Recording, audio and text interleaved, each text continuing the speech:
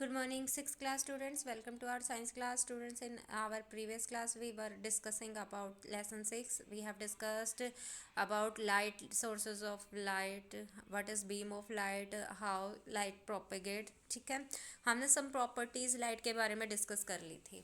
Now and also we have discussed the pinhole camera. ठीक है, shadow किस तरीके से बनते हैं ये चीज़ हम discuss कर चुके थे. ठीक है, so today we will revise the important terms, important points and the question answer of the lesson. Okay, so we have discussed about shadow, how shadow is formed. ठीक है, फर्स्ट क्वेश्चन आपका यही है, what is shadow and how it is formed. Student, we have discuss the shadow कब बनेगी, जब light के path के बीच में अगर कोई ऑब्जेक्ट आ जाता है. ठीक है, तो वो ऑब्जेक्ट क्या करता है, लाइट के पाथ को ऑब्स्ट्रक्ट करता है. अगर ऑब्जेक्ट ट्रांसपेरेंट है तो उसमें से लाइट पास कर जाएगी. ठीक है, तो हमारी आइज तक पहुंच जाएगी, तो हमें ऑब्जेक्ट जो है वो कम्प्लीटली विजिबल होगा, उसमें से आर पार हमें दिखाई देगा. ठीक है, मतलब जहाँ से लाइट आ रही थी वहाँ उधर वाला पोर्शन हमें बिहाइंड द ऑब्जेक्ट वाला ऑब्जर्व को दिखाई देगा, वहाँ पे शेडो नहीं बन पाएगी. बट अगर हमारा ऑब्जेक्ट कैसा है, ट्रांसल्यूशेंट है या फिर ओपेक है, तो ट्रांसल्यूशेंट में क्या होगा, some of the light will passes and reaches the observer's eye, but some light is absorbed by the object. ठीक है, तो मतलब कुछ पोर्शन हमें डार्क दिखाई देगा, वहाँ पे हमें क्लियरली दिखाई नहीं देता, तो वहाँ पे बिल्कुल मतलब शेडो बन सकती है, लेकिन जो बनेगी वो कैसी होती है, बिल्कुल लाइट होती है कलर में. डार्क शेडो वहाँ पे क्रिएट नहीं हो पाती. तो डार्क शेडो अगर बनानी है तो हमारा ऑब्जेक्ट कैसा होना चाहिए, ओपेक होना चाहिए. ठीक है, क्योंकि ओपेक ऑब्जेक्ट ऐसा ऑब्जेक्ट है जो कि लाइट को अपने अंदर से पास नहीं होने देता. तो लाइट ऑब्जर्वर तक की आइज से तक नहीं पहुंचती from that side of the, जहाँ सोर्स ऑफ लाइट है वहाँ उस साइड से ऑब्जर्वर की आई तक नहीं पहुंच पाती, तो वो वाला पोर्शन हमें दिखाई नहीं देता. लेकिन क्या होता है, जो हमारा सोर्स ऑफ लाइट है वो ज़्यादातर कैसे होते हैं, पॉइंट सोर्स नहीं होते, लार्ज सोर्स हैं. तो लार्ज पॉइंट से हमारे लाइट जो है वो पास कर रही है, तो वो लाइट जो है वो उसके पाथ में ऑब्जेक्ट है, तो ऑब्जेक्ट के पीछे क्या बनेगी, डार्कनेस. ठीक है, ऑब्वियसली जो इतना जो साइज जो शेप जो है उस स्ट्रक्चर में ही हमारी क्या बन जाएगी, शेडो. ठीक है, तो शेडो एक्चुअल में क्या है, darkness created by the object when it obstruct the path of any source of light. ठीक है, तो लाइट की का जब वो पाथ ऑब्स्ट्रक्ट करते हैं तो उनके बीच में बाहर वाला जो आउटर ऑब्जेक्ट के अप एंड डाउन जो है वहाँ से वहाँ वाला पोर्शन विजिबल है, लेकिन ऑब्जेक्ट के अंदर से लाइट पास नहीं हो पा रही, तो उसके उस ऑब्जेक्ट के लिए क्रिएट हो जाएगा बिहाइंड द स्क्रीन. अब स्क्रीन कौन सी हो सकती है, वॉल के ऊपर भी बन सकता है अगर बिहाइंड वॉल है तो. अगर बिल्कुल ऑब्जेक्ट के सामने से लाइट पड़ रही है तो उसके बिहाइंड वॉल जो है उसके ऊपर बनेगी इमेज. लेकिन अगर अप या डाउन, ठीक है, ऐसे किसी एंगल से अगर उसके ऊपर लाइट पास कर रही है तो ग्राउंड के ऊपर बनेगी. ठीक है, मतलब ये जो पोजीशन है ये आपको विजिबल है. अगर सन हम मॉर्निंग के टाइम पे देख रहे हैं, मॉर्निंग में लेफ्ट साइड से राइट साइड से जब पड़ रही है तो किधर बन रही है, राइट साइड में. ठीक है, अगर राइट साइड से लाइट डल रही है तो लेफ्ट साइड में. ठीक है, राइट में है तो लेफ्ट में बनेगी, लेफ्ट में है तो राइट में बनेगी. लेकिन अगर अपवर्ड है तो क्या बनेगी, मतलब डाउनवर्ड. ठीक है, मतलब अगर बिहाइंड है तो बनेगी फ्रंट में, फ्रंट में है लाइट सोर्स ऑफ लाइट तो बनेगी बिहाइंड शेडो, अगर लेफ्ट में है तो बनेगी राइट में, राइट में है तो बनेगी लेफ्ट में. ठीक है, ग्राउंड पे बनेगी ज़्यादातर. ठीक है, बट अगर बिल्कुल फेस टू फेस ऑब्जेक्ट से के ऊपर अगर लाइट पड़ रही है तो वो बनेगी behind the object at the wall. ठीक है, तो जो स्क्रीन है वो क्या क्या हो सकती हैं, वॉल भी हो सकती है. देखिए यहाँ पे आपको दिया गया है जो पाथ ऑफ लाइट को जब ऑब्स्ट्रैक्ट करती है ऑब्जेक्ट, तो region behind the object dark and no light reaches that region. ठीक है, और जो हमारी शेडो होती है वो किसका, शेप ऑफ द ऑब्जेक्ट को ही अज्यूम करती है. शेडो कब कहाँ कहाँ फॉर्म होती है, वॉल के ऊपर, ग्राउंड के ऊपर, और surface which can be serve as the screen. ठीक है, ओपेक ऑब्जेक्ट ऑब्वियसली सारी की सारी लाइट को ऑब्जॉर्व कर लेते हैं, तो कुछ भी लाइट पहुंचेगी नहीं, तो सबसे डार्कर शेडो ओपेक में बनती है. ट्रांसल्यूसेंट में उससे लाइट बनती है, और ट्रांसपेरेंट में ना के बराबर, मतलब उसकी शेडो जो है वो बनी नहीं पाती है. शेडो के टू पार्ट्स होते हैं, एम्ब्रा एंड प्रेम्ब्रा. ठीक है, what do you mean by umbra students. Umbra वो पोर्शन है, जैसे आपने आइज से का ही एग्जांपल लेके चलते हैं, तो अगर आइज में हम देखें तो आइज में जो हमारा ब्लैक पोर्शन होता है आइज का, उसमें बिल्कुल सेंटर में जो पोर्शन है वो डार्कर होता है और आउटसाइड लाइट होता है। तो वैसा ही हमारा शेडो का स्ट्रक्चर होता है। शेडो देखिए किस तरीके से बनती है। शेडो, अगर ये सोर्स ऑफ लाइट सन आपको दिखा रखा है, सन से अर्थ के ऊपर लाइट आ रही है, तो जो इस तरीके से देखें, जो बिल्कुल ऑब्जेक्ट जितना साइज का ये वाला बीच वाला पोर्शन डार्कर है और आउटसाइड कुछ सोर्स ऑफ कुछ लाइट जो है वो पास कर रही है। ठीक है, ऑब्जर्वर की आइज तक कुछ पोर्शन ऑफ लाइट जो हो पास करेगी, तो यहाँ पे हमारा लाइट शेडो बनेगी और that is called the penumbra. ठीक है, the region of partial darkness, जहाँ पे थोड़ी बहुत लाइट पहुँचती है तो वहाँ पे डार्कनेस कैसी होगी, पार्शियल होगी। तो ऐसे रीजन को क्या बोलते हैं हम, पेनम्ब्रा। ठीक है, कंडीशंस अभी क्या हो गई, शेडो हमने देख लिया, उसके दो पोर्शन हैं। तो क्या क्या चाहिए हमें, ओपेक ऑब्जेक्ट चाहिए, सोर्स ऑफ लाइट चाहिए और ओपेक स्क्रीन चाहिए। स्क्रीन भी आपकी ओपेक होनी चाहिए, क्योंकि अगर ट्रांसपेरेंट होगी तो पास कर देगी लाइट को, तो इमेज कहाँ बनेगी। ठीक है, इमेज ऐस कहाँ बन सकती है, जो लाइट को पास ना होने दे, तभी वहाँ पे शेड बनेगी। ठीक है, next is formation of shadow. हम देख चुके, अभी हमने यही देखा है। अब फॉर्मेशन ऑफ शेडो में एक इम्पॉर्टेंट बात यह है कि सभी सोर्सेज हमारे सिंगल पॉइंट सोर्स नहीं है। अगर सिंगल पॉइंट होंगे तो हमारी complete darkness, that is umbra वाली शेडो बनेगी। लेकिन ज़्यादातर हमारे सोर्सेज ऑफ लाइट कैसे हैं, लार्ज हैं। लार्ज हैं तो मतलब उसको हम क्या मान सकते हैं, collection of a large number of point sources. ठीक है, तो सभी पॉइंट सोर्सेज क्या करेंगे, अपनी उसके अकॉर्डिंग शेडो बनाएंगे। तो आउटर साइड जो है वो क्या होगा, पार्शियल अम्ब्रा बनेगा, मतलब पार्शियल डार्कनेस होगी, दैट इज पेनम्ब्रा ज़्यादातर क्रिएट होगा। ठीक है, I hope you understood what is shadow. Now can you differentiate between shadow and image. तो उससे पहले बेटा आपको थोड़ा आइडिया होना चाहिए कि इमेज कैसे फॉर्मेशन होती है। ठीक है, शेडो हमने देखा, this is not shadow, this is image and this is shadow. ठीक है,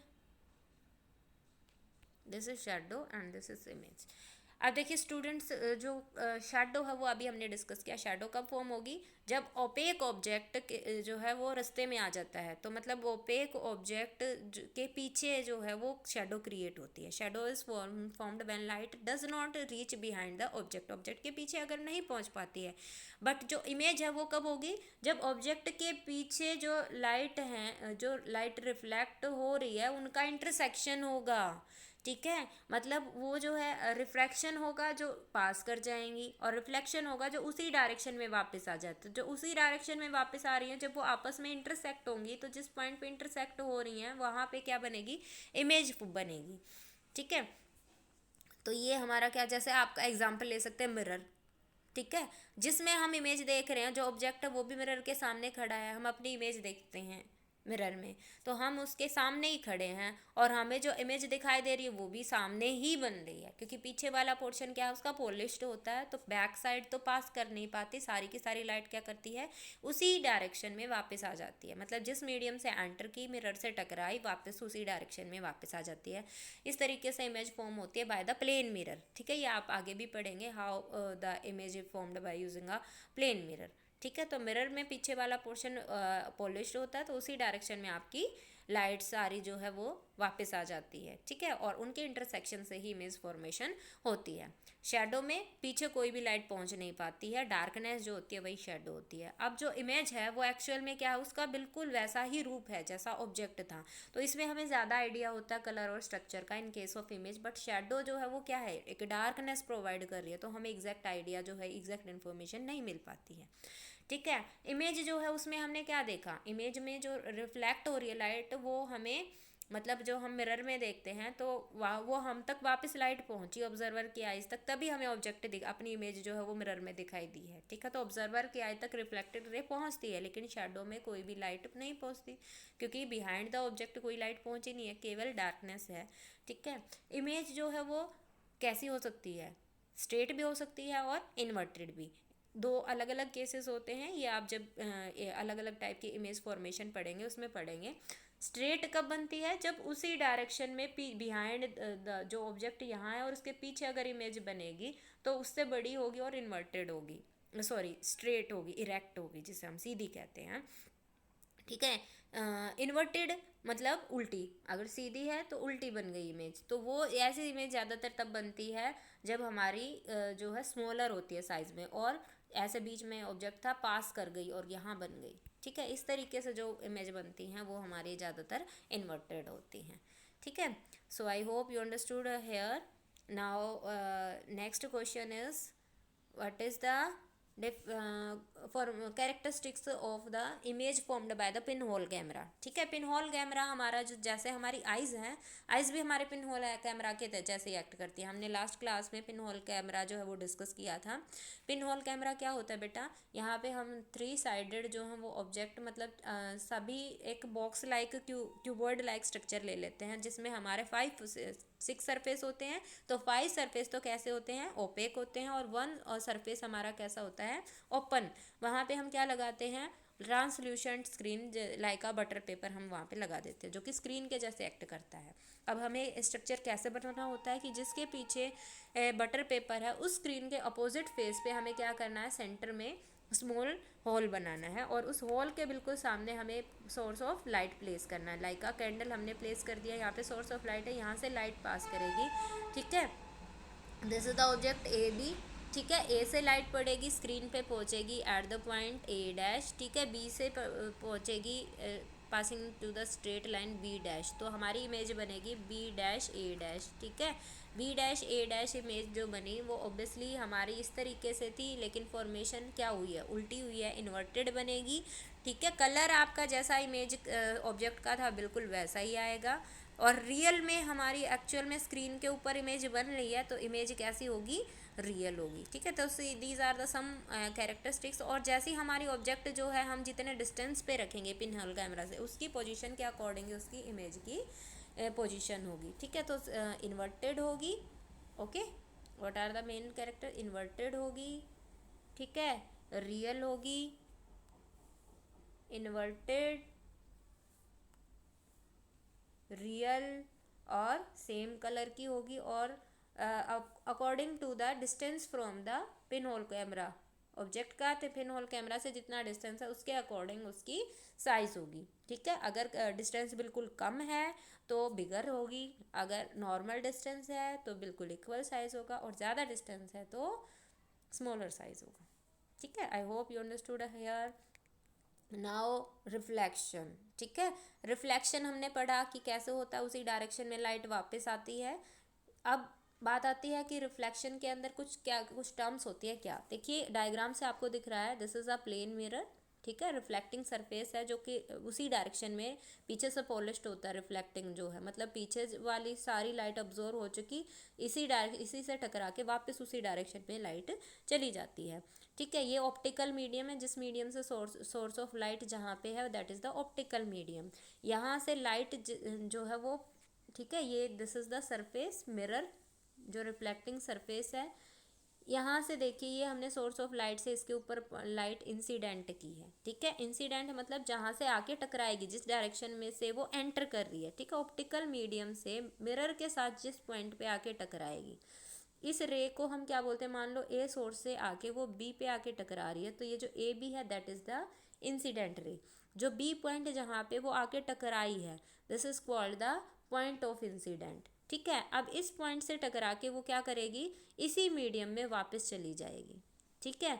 मान लो सी पॉइंट पे वो वापस चली गई, तो ये जो बी सी है that is the reflected ray, ठीक है। इंसिडेंट रे, रिफ्लेक्टेड रे, और जिस पॉइंट पे वो इंसिडेंट हुई है that is the point of incident.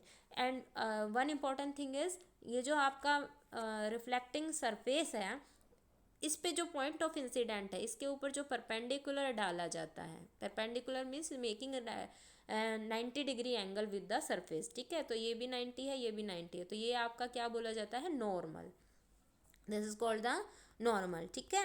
The perpendicular drawn the at the point of incident to the surface of the mirror, it is called the normal. Now the next thing is angle of incident. What do you mean by angle of incident बेटा, जिस angle से light जो incident light है वो टकरा रही है, ठीक है। नॉर्मल और इंसिडेंट रे के बीच में जो एंगल बन रहा है, ठीक है। यहाँ पे आपको ये दिख रहा है एंगल ए बी डी, ये जो एंगल बन रहा है, ठीक है, ये सरफेस है, this is the incident ray, this is the normal, तो ये जो एंगल बनेगा, ठीक है, इंसिडेंट रे और नॉर्मल के बीच में, this is the angle of incident, ठीक है। और ये हमारी रिफ्लेक्टेड रे थी, तो रिफ्लेक्टेड रे और नॉर्मल के बीच में जो एंगल बनेगा, आर से रिप्रेजेंट करते हैं, that is angle of reflection, ठीक है। आगे जाके आप बड़ी क्लासेस में 2 लॉज पढ़ेंगे रिफ्लेक्शन के, लॉज ऑफ रिफ्लेक्शन, उसमें देखिए उसमें जो एंगल ऑफ इंसिडेंट है वो हमेशा एंगल ऑफ रिफ्लेक्शन के इक्वल होता है, very important law, this is called the Snell's law, ठीक है, ये हायर क्लासेस में आप पढ़ेंगे। ओके, ऑल्सो एक बात और इम्पॉर्टेंट है, incident ray, reflected ray, point of incident and normal, ये आपको सभी दिख रहे हैं, ये एक ही सरफेस पे, that is lie on the same plane, ठीक है, एक ही पॉइंट पे सभी ज्वाइन होते हैं और एक ही प्लेन पे ये सभी लाई करते हैं। Okay, these are the some important terms. Now students, we will discuss about plane mirror. What are the uses of plane mirror and what is the characteristics of the image formed by plane mirror. Plane mirror कैसा होता है, जिसका surface बिल्कुल plane होता है, ऐसा mirror, ऐसा reflecting surface जो कैसा है, बिल्कुल प्लेन है, कोई जिगजैग शेप नहीं है। अगर ऐसे जिगजैग शेप होती है तो वो प्लेन मिरर नहीं है, ठीक है। लेकिन अगर वो कर्व्ड मिरर हो गया, ठीक है। अब अगर उसका सरफेस बिल्कुल प्लेन है तो और पीछे से पॉलिश्ड है तो वो रिफ्लेक्ट कर देगा लाइट को उसी डायरेक्शन में, this is called the plane mirror. अब प्लेन मिरर से जो भी इमेज बनेगी वो अकॉर्डिंग टू द पोजीशन, ठीक है, जैसी ऑब्जेक्ट की पोजीशन वैसी ही इमेज बनेगी। वो इमेज आपकी देखिए अलग अलग है, वर्चुअल भी बन सकती है, ठीक है, it means the image can not be taken on the screen, ठीक है, image formed is virtual, virtual होती है, उसको स्क्रीन पे देखा, अगर स्क्रीन तक जाएगी ही नहीं तो image can not be taken on the screen, image is of the same size as that of object, ठीक है, स्क्रीन पे ही ना ली जाए वर्चुअल होगी, सेम साइज की हो ऑब्जेक्ट की। तीसरा, image is formed as far behind the mirror, ठीक है, जितना ऑब्जेक्ट मिरर, ये बीच में मिरर है जिसके ऊपर पड़ना है, ठीक है, यहाँ से ऑब्जेक्ट से लाइट पड़ी, ये मान लो ये ऑब्जेक्ट है, ऑब्जेक्ट से जितनी दूरी पे था उतनी ही दूरी पे अगर इमेज बन रही है, ठीक है, तो सेम साइज की बनती है, ठीक है। Image is laterally inverted, it means left hand side appears as the right hand side, ठीक है, इन्वर्टेड होती है, अगर ये सीधी है तो ये इन्वर्टेड है, ठीक है, तो इसका जो लेफ्ट है वो राइट बन रहा है, जो राइट है वो लेफ्ट बन रहा है, ठीक है। Image is erect, erect means सीधी होती है, and it is side up, अगर ऑब्जेक्ट के साइड पे ही इमेज बनती है तो वो सीधी होती है और हमेशा लार्ज होती है देन द ऑब्जेक्ट। ये अलग अलग सिचुएशंस होती हैं, ये आप किस तरीके से बनती है ये नेक्स्ट क्लासेस में पढ़ेंगे।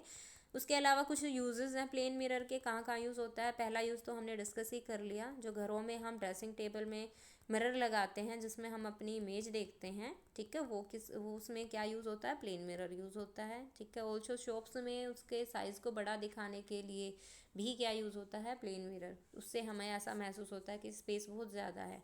पेरिस्कोप्स, पेरिस्कोप्स जिसमें से कलर्ड लाइट जो है वो पास करती है, सिंगल लाइट पास होकर अलग अलग कलर्स हमें दिखाई देते हैं, तो उसमें भी प्लेन मिरर का यूज़ होता है। So these were the important topics in the lesson 11 and the questions of lesson 11. I hope you understood all the questions. Thank you. Have a nice day.